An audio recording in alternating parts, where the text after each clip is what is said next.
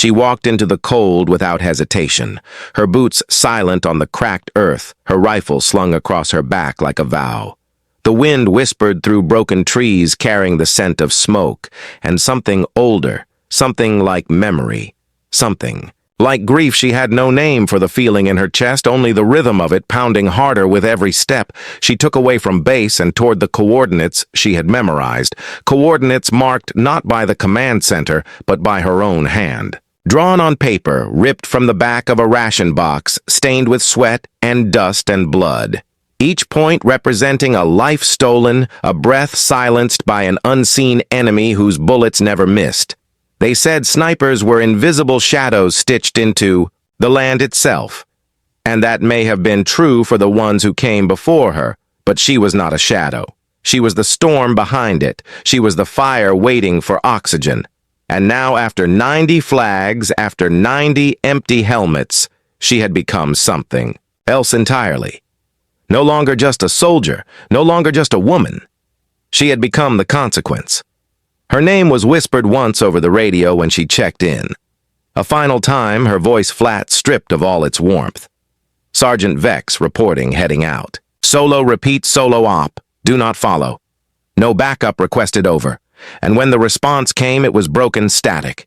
The last voice she would hear from command for the next 11 days. She turned off the comms after that.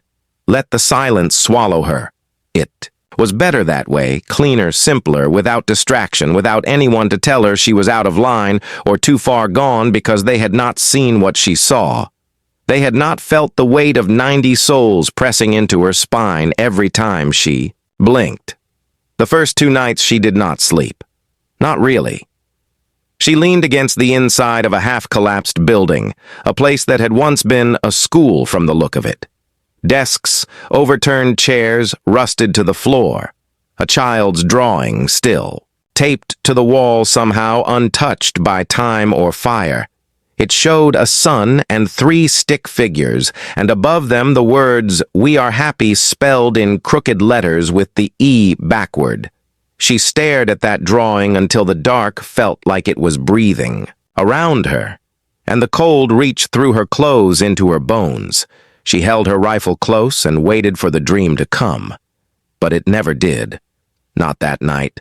Not the one after either, because her mind was too full, too sharp, playing over the footage. They had refused to release to the public the aftermath of the sniper attacks, the way bodies fell with no sound. The clean entry wounds, no exit, just void, and then absence.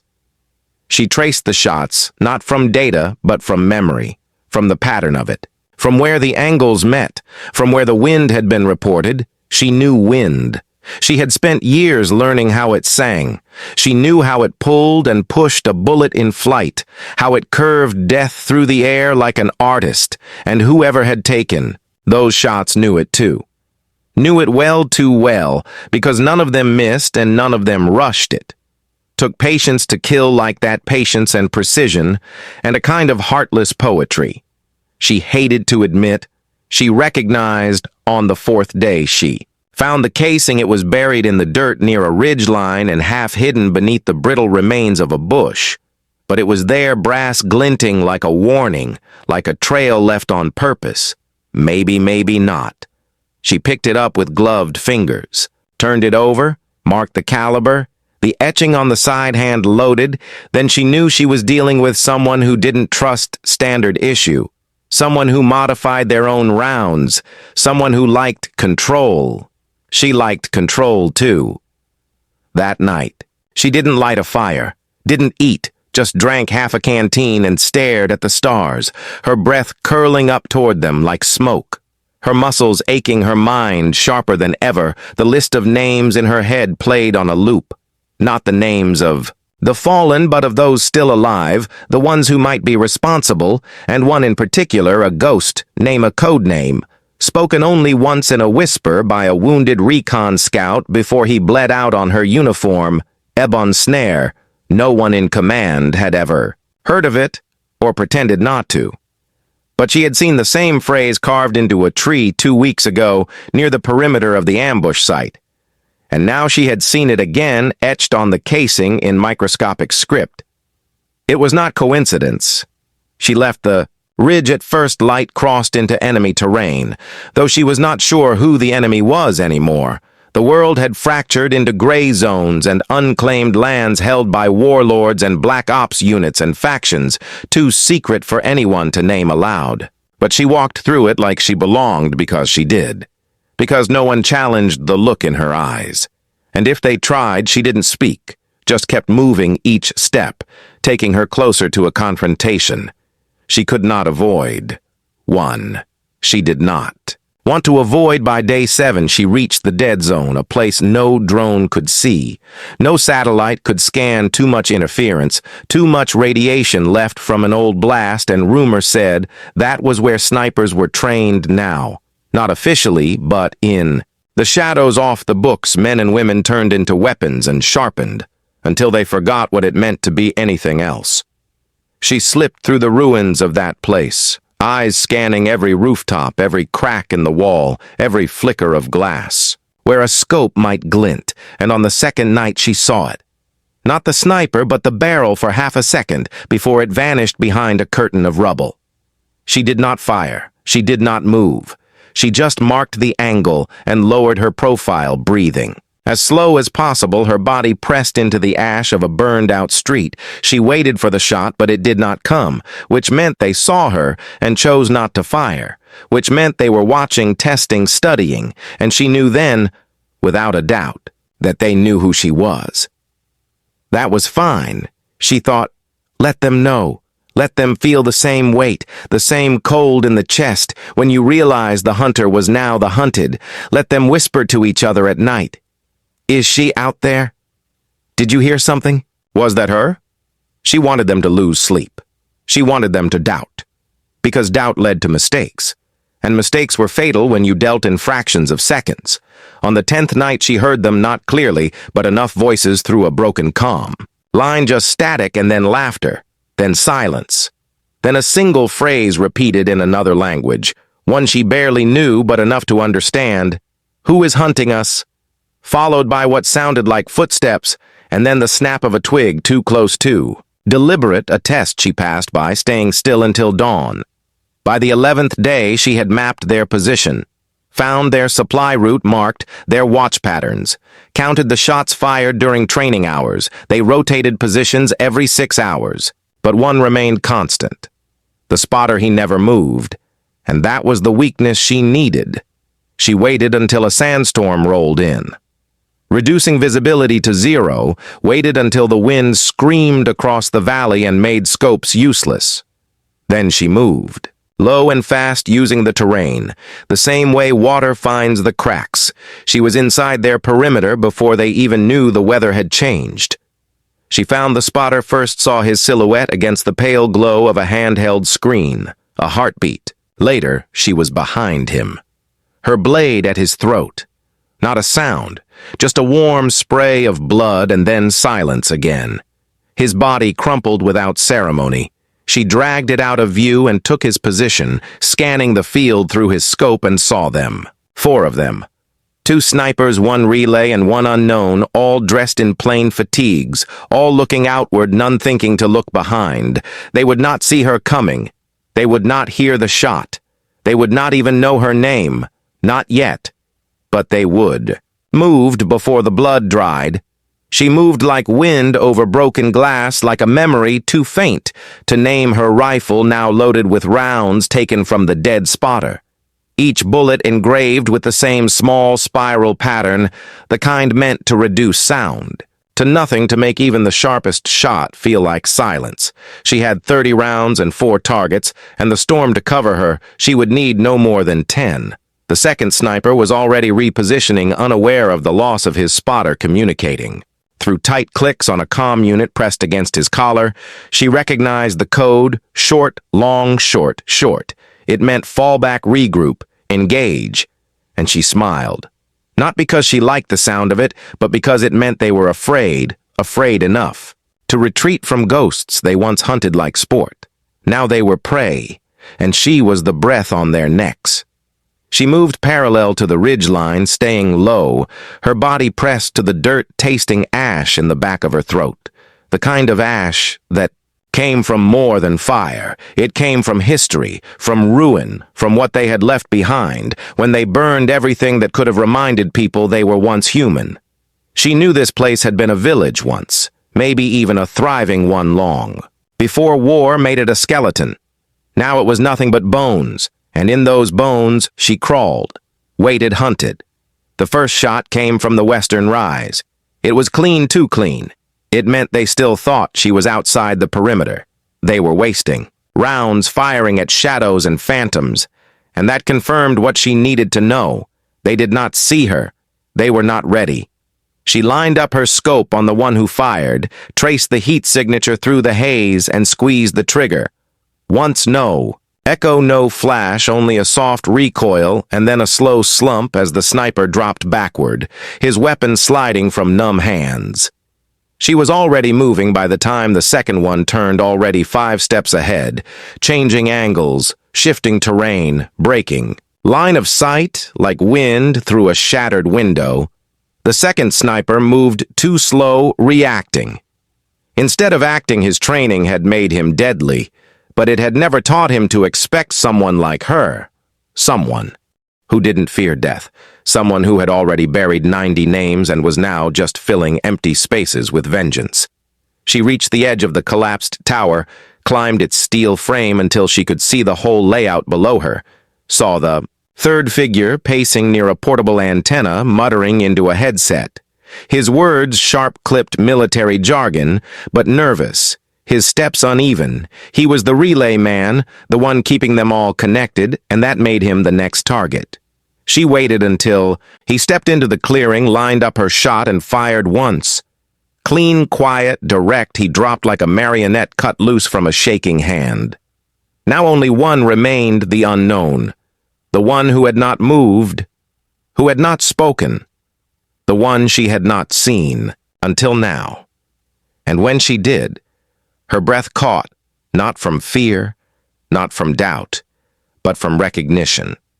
Because this one was not a man. This one was not even in uniform. This one sat cross-legged near the remains of a shrine with a sniper rifle balanced. Across her knees and eyes that stared straight into the fog, like she had been waiting not just for a fight, but for her specifically. They saw each other at the same time, and for a moment neither moved, neither breathed. The wind screamed around them, and dust kicked up like ghosts, and still they sat locked in silence.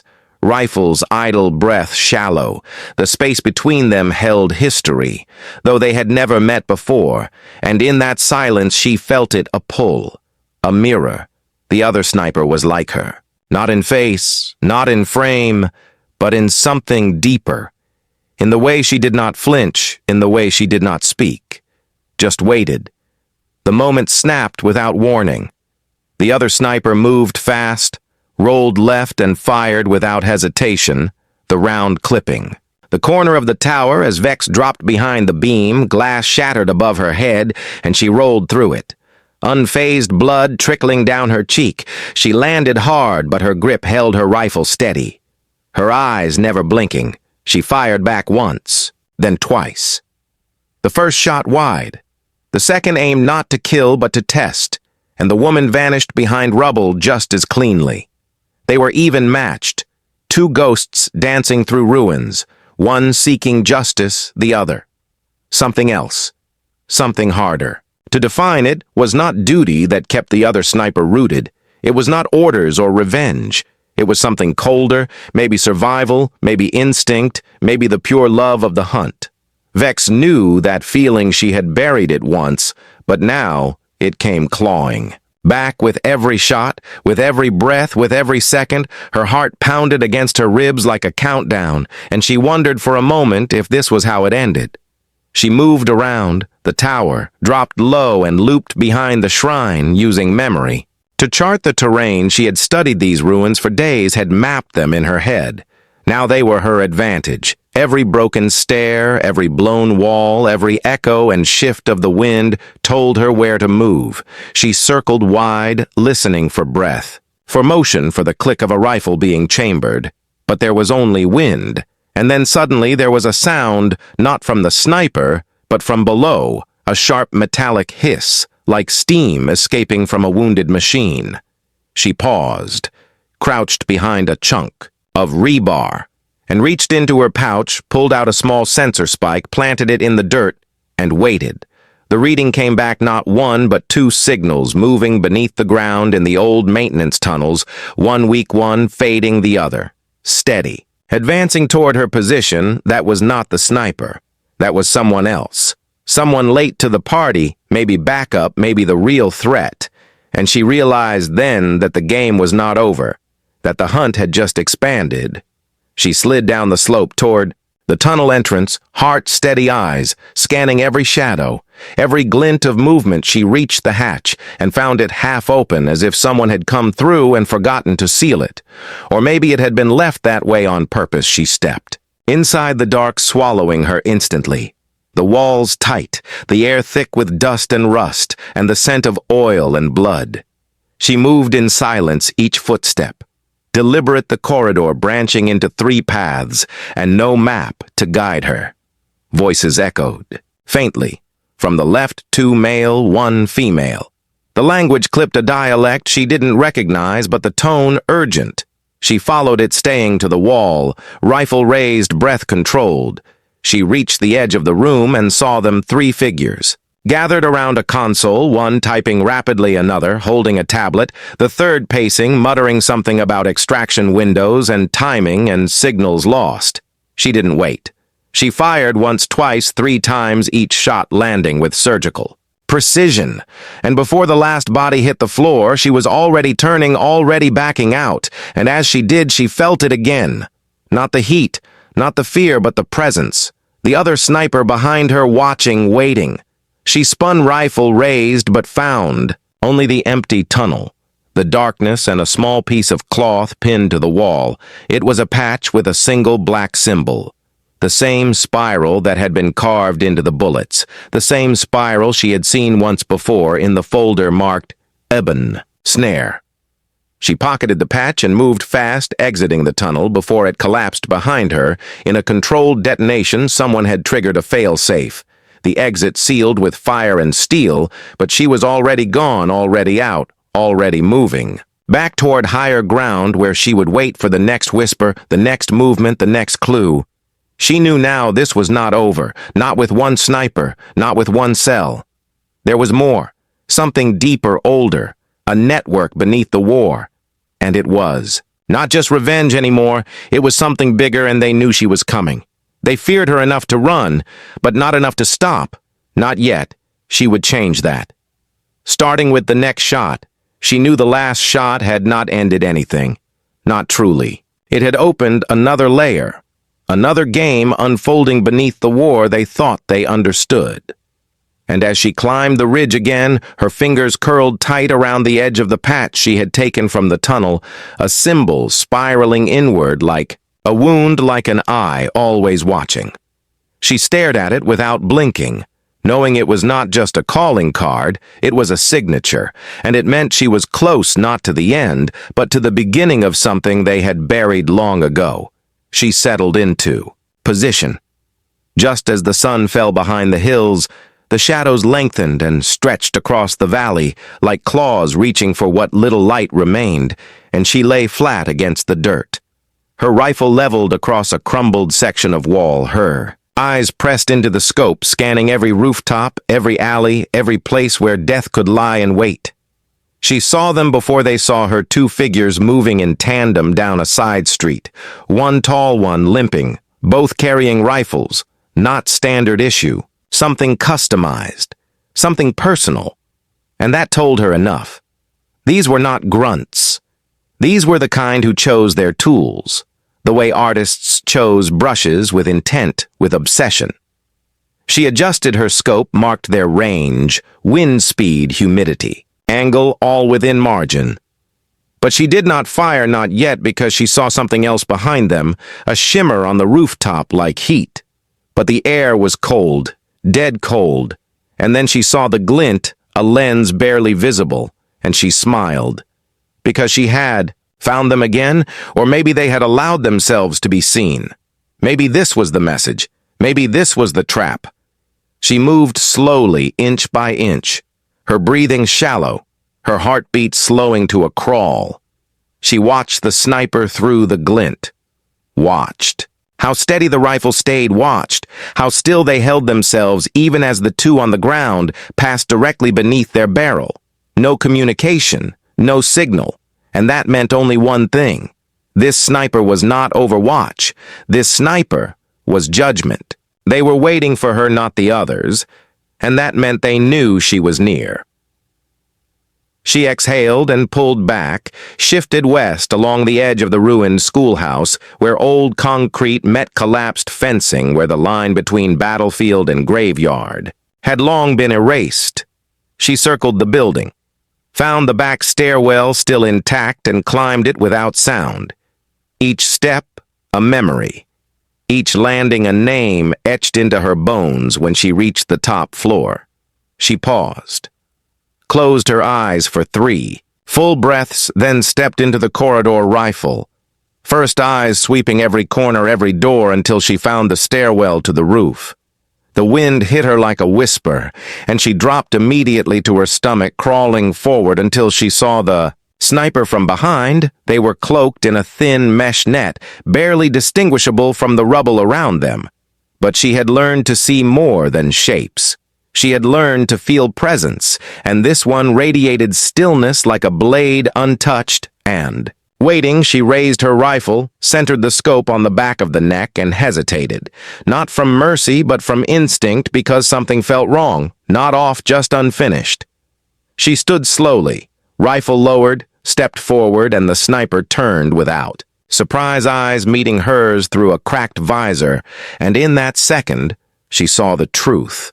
This was not the one who had killed her brothers, not the one who carved names into brass, not the one who whispered through the wind. This one was younger, uncertain, her rifle pristine, barely used, and though she had held position with skill, there was no blood on her hands. Not yet. "Why are you here?" Vex asked. Voice low, tight, and the girl flinched but did not speak, only lifted a trembling hand and pointed east, where the valley curved into another ravine, deeper, narrower, and far more dangerous, and in the fading light Vex saw the flash, the glint, the sudden bloom of fire as another shot rang out far too far for normal range, but close enough to hear. The aftermath, a scream, then silence, then another name added to the list. The girl sniper looked at her, then eyes wide, not with fear, but with warning. "She is there," she whispered finally, and Vex understood. The real sniper, the one behind the precision, behind the spiral, behind the legend. She was still out there. And she had just made her presence known again, not with words, but with a single shot that cut the night open. Vex turned without another word and disappeared down the stairs. The girl did not follow, or maybe she did. Vex never looked back, because her mind was already racing ahead, already mapping the ravine, already calculating lines of sight and terrain, and where a killer would hide, if she wanted to become a myth. She knew that place well, had thought once that she could live in it, but now she realized it was a cage, and the one who hunted her was already waiting inside. She reached the mouth of the ravine by midnight. The path narrow, overgrown, littered with shattered gear and long dry blood. She moved slower now, more deliberate, her ears tuned to the wind, her eyes scanning for tricks, for bait, for shadows that didn't belong. Every instinct screamed that she was being watched, and not from a distance. This was close. This was personal, at the center of the ravine. She found the marker, a shattered helmet placed atop a rusted rifle, buried barrel first into the ground, beside it, a single bullet carved with her name. Not a mistake. Not a coincidence. This was the challenge. This was the line drawn between predator and prey, and she knew what it meant. The sniper was ready, was inviting her to take the first step into the kill zone. She did not hesitate. She dropped to one knee, adjusted. Her scope then, her sight, then her breath, and waited, and within moments the shot came from the northern ridge. impossibly fast, impossibly quiet. It grazed her shoulder and tore through her pack before she could move, and she rolled left behind a rock wall, heart pounding, teeth clenched. She knew the angle, now knew the power, the velocity. This was no normal round. This was custom built for distance, for silence, for death. She shifted position, drew a decoy from her vest, tossed it west, and moved. East, the explosion echoed, and dust filled the ravine, and she used it to climb higher to get an angle to find the ghost behind the rifle. And when she saw the muzzle flash again, she was already firing, and her bullet struck stone inches from the source. The sniper moved fast, impossibly fast, gone before the dust cleared, but not cleanly, not completely, because Vex found the drag mark's blood, not hers. Dark and recent, trailing toward a narrow pass that led out of the ravine and into the dead forest, and she followed. Not because she had to, but because she could not stop. Not now. Not with the trail fresh and the wound open and the whisper still in her ears. She passed through the trees like a shadow, her body aching, her arm bleeding her. Mind locked in that space between focus and fire, she found the second camp empty except for spent rounds and shattered lenses and a message carved into the bark of a tree. 3 words, not in code, not in cipher, just 3 words that told her everything. She needed to know. You are next. She stared at it for a long time, then turned and vanished into the dark. Once more her rifle warm, her blood hot, her breath steady. She would find her. She would end this. And when it was over, there would be no whispers, only silence. The kind that follows the last shot. The kind that only one of them would ever hear. She moved through the dead forest like smoke slipping between trees, blackened from a fire, long past each branch, clawing at her jacket like fingers begging her to stop, turn back. Remember what it means to be human.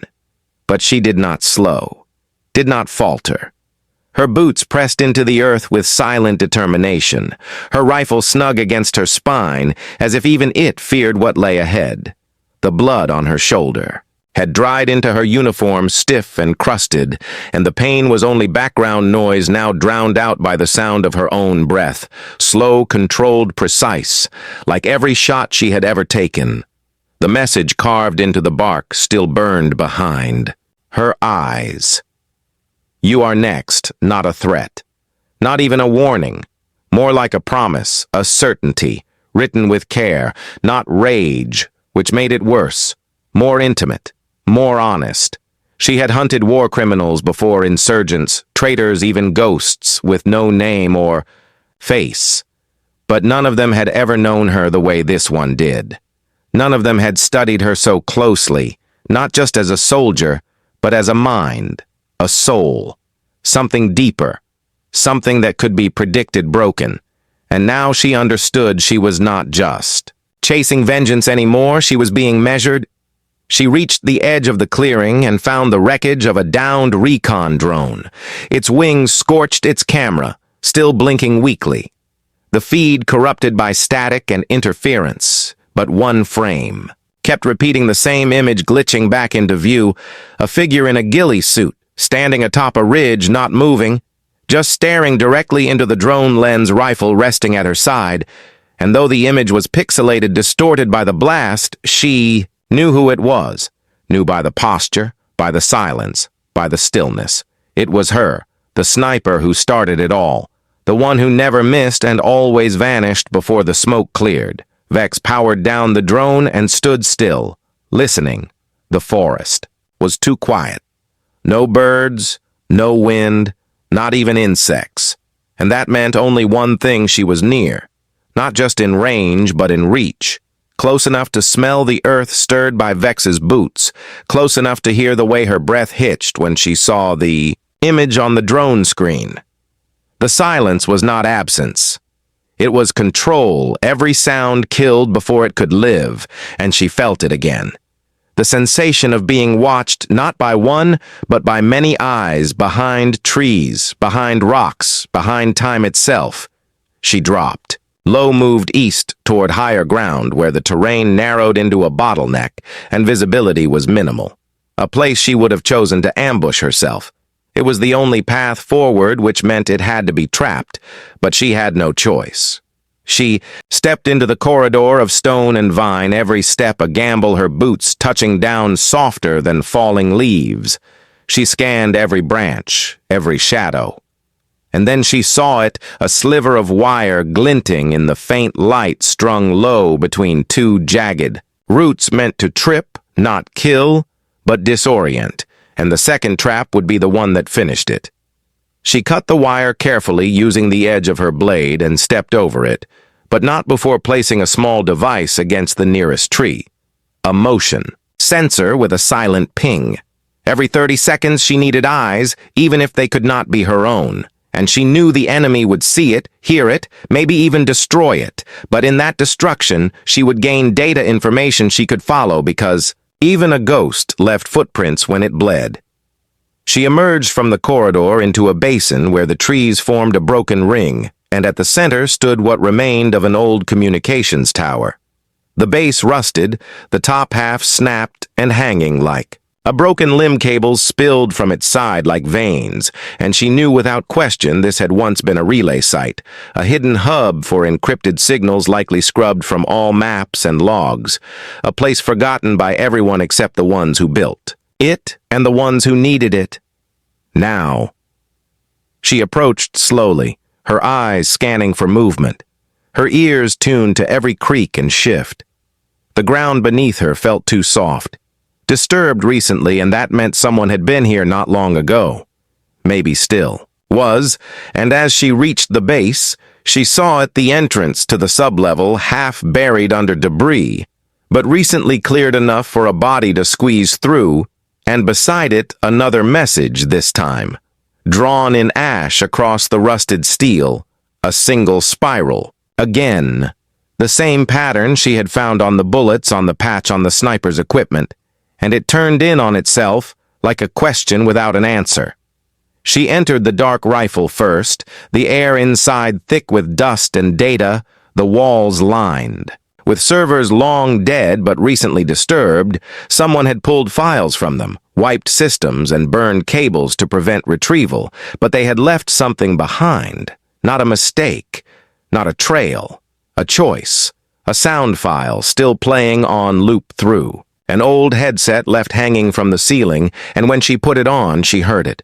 The sound of a heartbeat, slow, steady, followed by her voice calling out coordinates from a mission 3 months ago, the one where the first 5 soldiers fell. She pulled the headset off, threw it against the wall, breathing hard, eyes wide, not from fear, but fury. They had tapped her comms, recorded her movements, her missions, her voice. They had been watching her long before she knew she existed to them. They had been studying her, training her without her consent, placing her inside their game, and now she understood fully the shape of the spiral. It was not just a symbol. It was a system, a loop where hunters became hunted, became hunters again, and the only way out was to break it. A sharp sound above her brought her back a scrape of boot on steel, and she rolled left just as the ceiling buckled and a figure dropped through a vent landing with perfect silence, rifle raised already firing. But she had moved fast enough, the bullet grazing her ribs, not deep enough to stop her. She returned fire and missed on purpose, her shot striking a power conduit that burst in a spray of sparks and smoke, giving her just enough cover to escape through. The sublevel tunnels.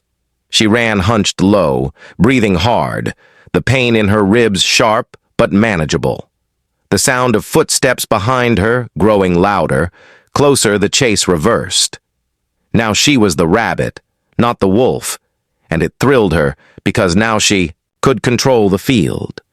Now she could dictate the lines of fire. She led the sniper through the winding corridors, deeper into the forgotten belly of the relay site, until she reached the chamber she had passed minutes before, where the floor had begun to collapse into the cavern below. She stepped out onto the ledge just as the sniper emerged behind her, rifle raised and eyes sharp, and for a moment neither fired, both breathing hard. Both measuring the other. And then Vex stepped back and let the floor give way beneath her body, falling into the dark, into the cold, trusting that the risk was worth it, that the path forward was through, not around. And as she hit the water below, she rolled hard, letting the momentum carry her into a crawl space barely wide enough for her body, and weighted rifle aimed at the hole above her. The sniper dropped seconds later, graceful silent landing on a ledge to her right, and began scanning the cavern, unaware of the barrel inches from her flank, and Vex paused, breath-caught trigger finger tight, and then she spoke low enough that only they could hear. "You should have finished the job in the ravine."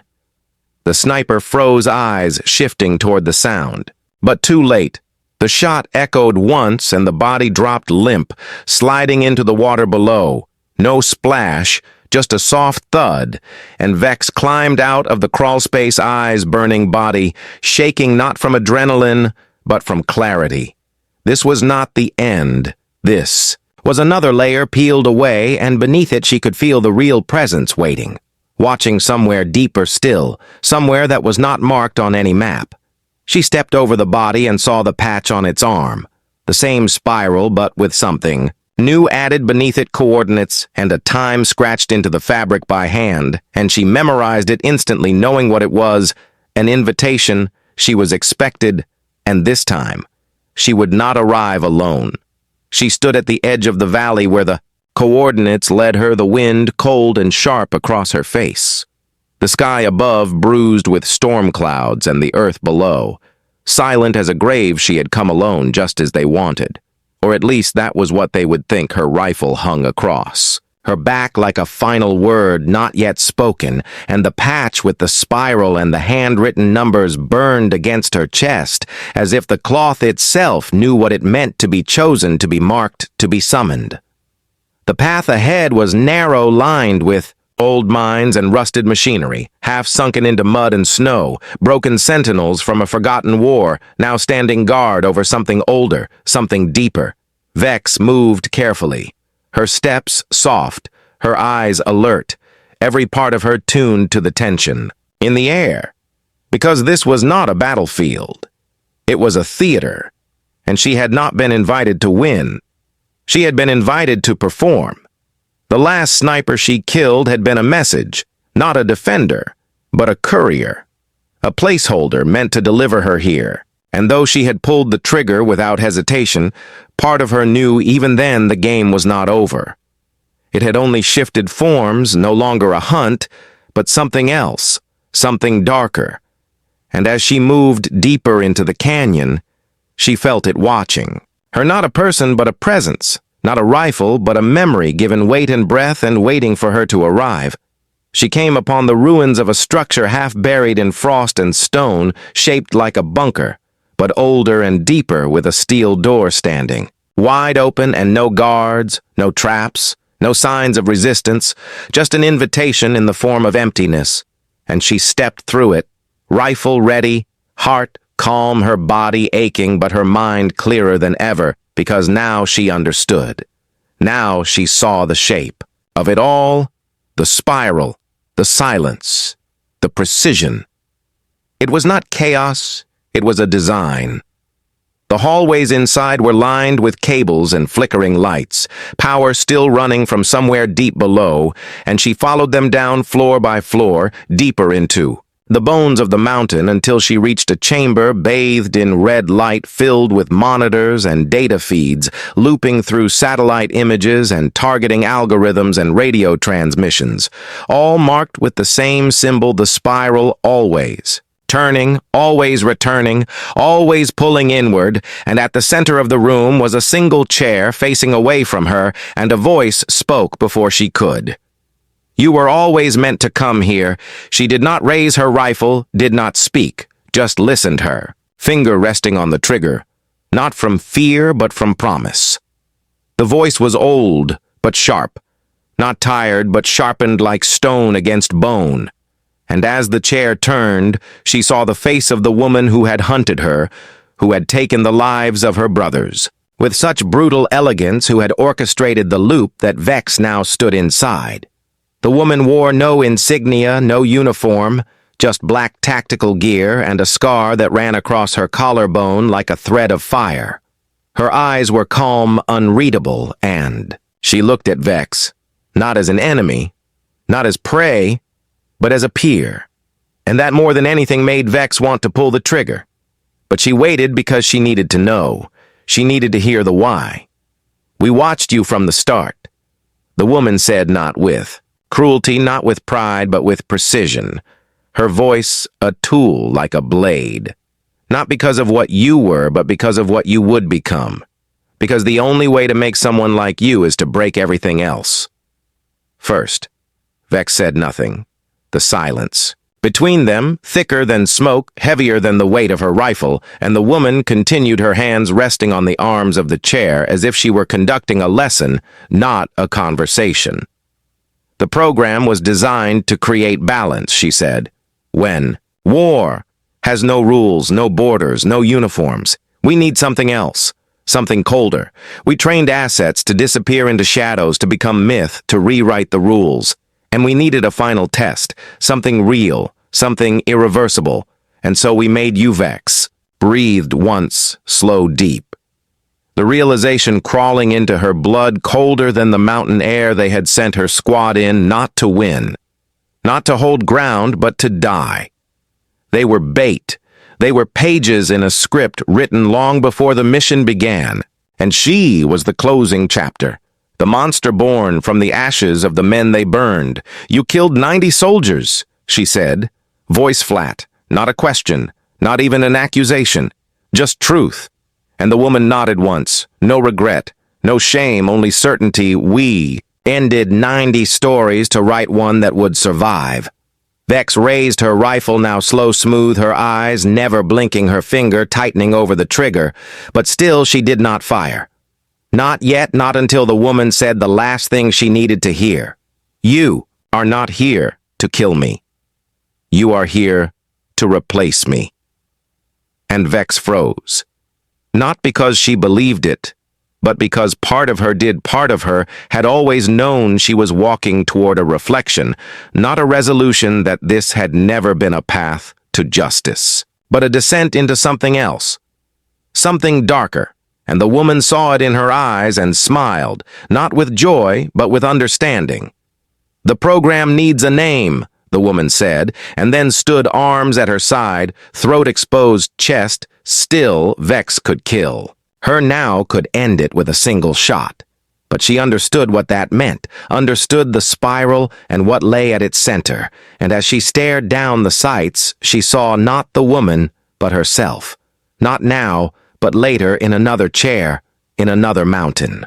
Watching another soldier walk through the door, she lowered the rifle, turned, and walked out of the chamber, her footsteps echoing behind her like thunder across ice. The woman did not follow, and Vex did not look back because she knew now the truth. And the truth was not a weapon. The truth was a burden. She emerged into the snow hours later. Dawn breaking across the horizon like a wound, the cold biting deep, but her blood was fire, her heart ice. And she walked across the ridge without sound, without hesitation. The bunker behind her fading into myth, like the sniper who once haunted the fog, like the name no one ever spoke. At the next outpost, they asked her name and she gave it, but no one recognized it. No one whispered it in fear, not yet, but soon they would not, because she wanted it, but because they needed it. Because every war needs a ghost, and every ghost needs a name. The list in her pocket was almost finished.